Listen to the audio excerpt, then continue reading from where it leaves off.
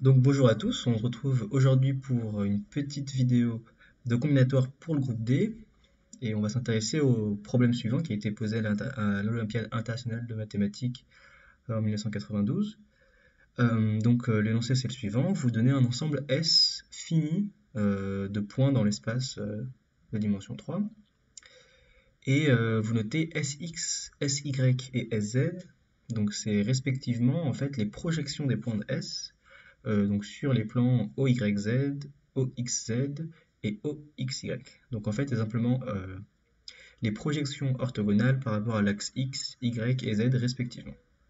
Donc bien sûr, comme S est un ensemble fini, ces trois ensembles sont finis, et l'exercice consiste à démontrer l'inégalité suivante sur les cardinaux, c'est-à-dire que le cardinal de S au carré est inférieur au produit des cardinaux de Sx, Sy et Sz. Donc je vous conseille de chercher 10 à 15 minutes et puis c'est un exercice assez difficile donc si vous ne trouvez pas, je vais vous donner une indication.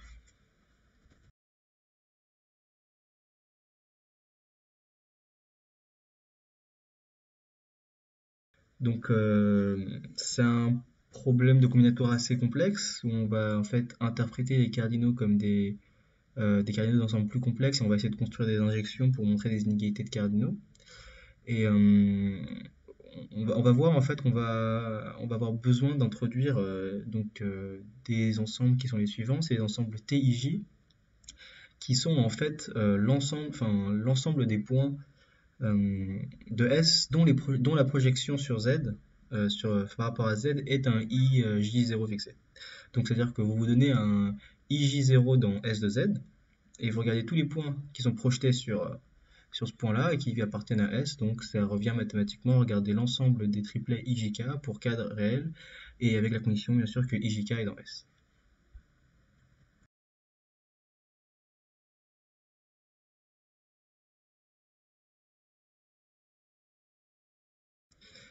Donc je vais présenter ma solution, mais avant de présenter ma solution, je vais donner donc la philosophie de ce genre de problème, donc comment est-ce qu'on obtient ce genre d'inégalité. Et aussi, je vais détailler en fait une des premières idées naturelles qu'on peut avoir, et en fait, ça va nous donner une inégalité qui a la même forme que celle qu'on cherche, mais un peu moins forte. Donc, essentiellement, l'énoncé va nous demander, et c'est assez normal pour un exercice difficile, de raffiner l'idée naturelle qu'on peut avoir au début. Donc, pour une technique qui est utilisée en combinatoire pour montrer ce genre d'inégalité, c'est d'interpréter les cardinaux à gauche et à droite de l'inégalité comme des cardinaux de certains ensembles A et B. Donc là, on cherche un ensemble A de cardinal S carré et un ensemble B de cardinal Sx fois Sy fois Sz. Et en fait, on va essayer de construire une injection de A dans B. Et donc en fait, vu que c'est des ensembles finis, si on arrive à construire une telle injection de A dans B, ça veut forcément dire que le cardinal de A est inférieur au cardinal de B, et donc que l'inégalité qu'on voulait montrer était vraie. Donc tout l'enjeu, ça va être de construire intelligemment des ensembles qui ont les bons cardinaux et de comprendre pourquoi en fait le contexte ici géométrique va nous donner, qu'on va pouvoir construire en fait une injection assez géométrique et en fait pouvoir déduire notre inégalité. Donc la première chose qu'on peut remarquer, c'est que pour caractériser un point, il suffit de deux projections. En effet, une, c'est pas suffisant. Vous pouvez très certainement avoir deux points de S qui ont la même projection par rapport à X. C'est d'ailleurs tout l'enjeu, en fait, c'est de comprendre que si, de comprendre la dynamique, c'est-à-dire que si Sx est assez petit, ça veut dire que la plupart des points ont les mêmes projections par rapport à X. En fait, ça va entraîner que Sy et Z, eux, vont devoir être assez grands, et donc du coup que le produit va toujours être relativement grand, et en fait, c'est exactement ce qu'on essaie de montrer au travers de l'inégalité. Mais deux projections, c'est suffisant. Donc plus précisément, si je me donne une application G qui va de S, donc qui prend un point de notre monde ensemble et qui lui associe sa projection par rapport à X et sa projection par rapport à Y, bah ça c'est injectif. Parce que si vous me donnez un élément de la forme 0JK, I0K, bah, je peux reformer l'élément IJK en regardant juste le I comme la première coordonnée du deuxième triplet, le J comme la deuxième coordonnée du premier triplet, et le K comme par exemple, la troisième coordonnée du premier triplet. Donc bon, même géométriquement c'est assez visuel. Si vous prenez un point dans l'espace et que vous prenez sa projection par rapport à x et sa projection par rapport à y, bon bah c'est clair qu'il ne peut pas y avoir un deuxième point qui vérifie qu'il y a les mêmes projections. Donc ça nous donne une première inégalité en fait de cardinaux qui est la suivante, c'est simplement cardinal de S inférieur au cardinal de Sx fois Sy, et en fait si on multiplie par S de deux côtés, on obtient une inégalité qui ressemble à celle qu'on veut obtenir, mais où Sz n'apparaît pas, et en fait c'est remplacé par le cardinal de S. Bien sûr, comme le cardinal de Sz est plus petit que le cardinal de S, c'est une inégalité qui est strictement moins forte que celle qu'on veut montrer. Mais elle donne entre guillemets déjà un bon début, quoi. L'idée c'est que l'injection qu'on va construire va dépendre en fait de la projection par rapport à x et la projection par rapport à y, mais bien évidemment dans la construction qu'on a faite là maintenant, z n'apparaît pas. Et ça c'est assez problématique parce qu'on pourrait, on pourrait très bien construire des ensembles S de taille relativement grande où Sx et Sy sont petits.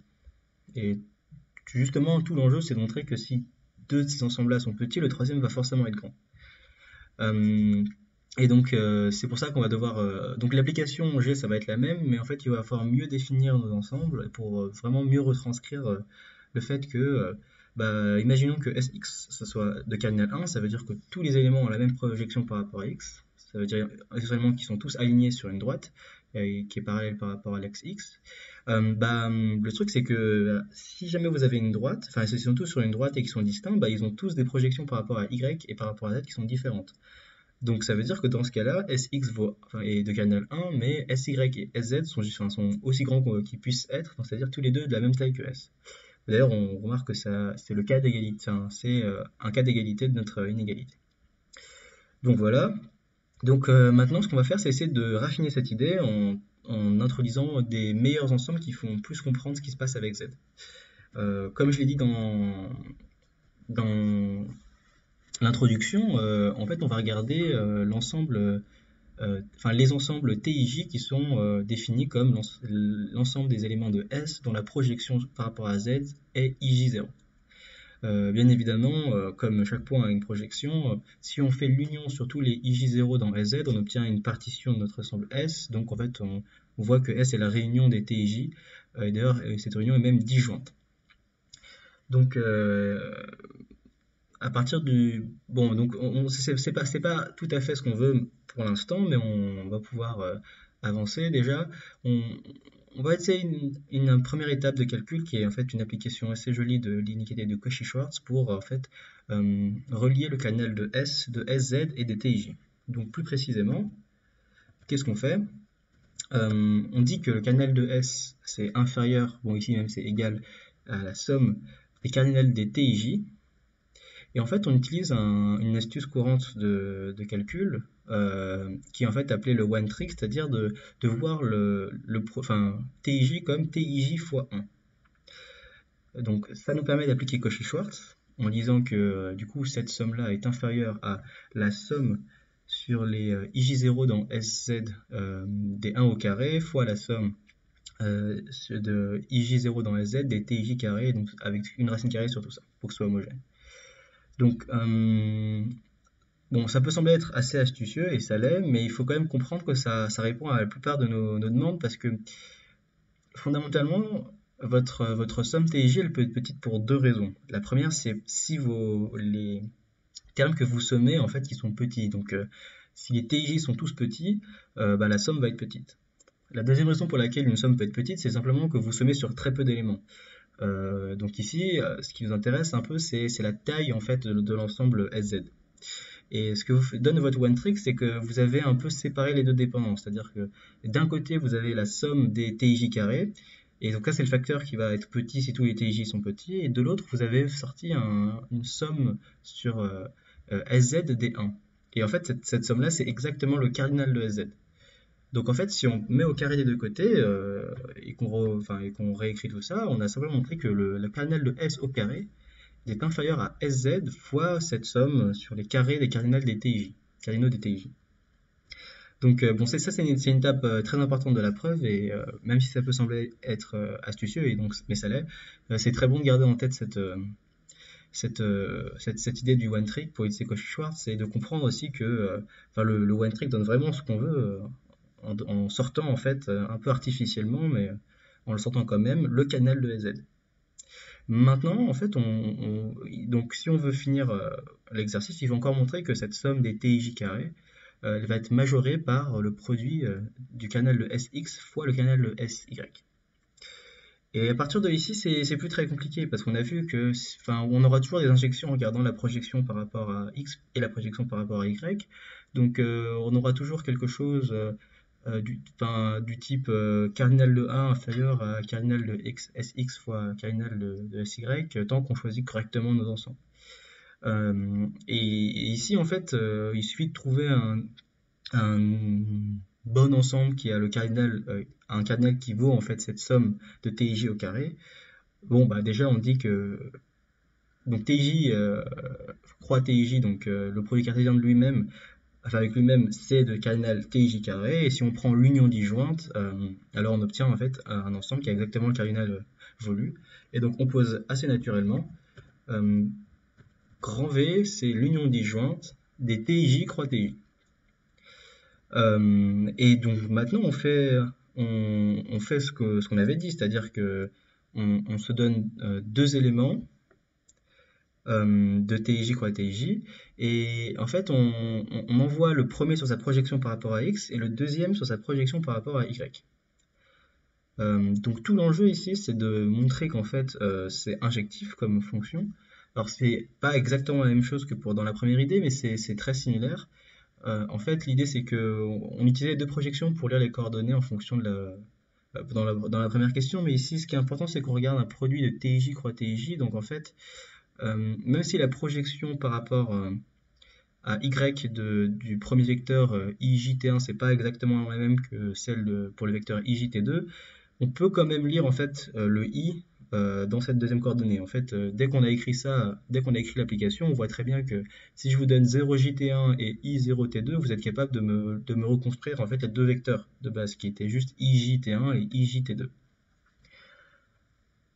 Donc en fait elle est injective pour à peu près la même raison que dans le premier cas, et ça, bon, l'ensemble B c'est entre guillemets le bon ensemble parce qu'il dépend explicitement de Z, enfin des projections par rapport à Z, parce que les TJ en dépendaient. Et donc du coup, il va comprendre toute cette dynamique de si SZ est petit, alors ça veut dire que l'application, l'ensemble V en fait dépend explicitement de Z. Donc c'est normal, donc c'est pas étonnant de voir que notre inégalité va être meilleure que ce qu'on avait avant. Bon, tout ça pour dire que maintenant qu'on a ça, on a simplement que le cardinal de V c'est inférieur au produit des cardinaux de SX et SY. Et en fait, quand on remet tout ensemble, on a que S carré c'est inférieur à SX croix SY croix SZ. Donc c'était un exercice assez compliqué. La principale idée, c'est de comprendre les inégalités comme la recherche de bons ensembles, de bons cardinaux et de la construction d'une injection entre vos ensembles. Et que ici, la dynamique importante, c'était que il fallait faire. Donc on avait une injection assez facile qui consistait à regarder les projections par rapport à deux des coordonnées. Mais en fait, le problème, c'est il fallait faire rentrer un peu la dépendance par rapport à la troisième coordonnée. On l'a fait de rentrer dans la définition de V, en fait. Le point technique de la preuve, c'était essentiellement Cauchy-Schwarz, où on a utilisé un one-trick pour faire apparaître explicitement le cardinal de SZ. Et à partir du moment où on avait tous ces outils-là, il suffit juste de tout mettre à la suite et on a une jolie preuve de ce très joli exercice.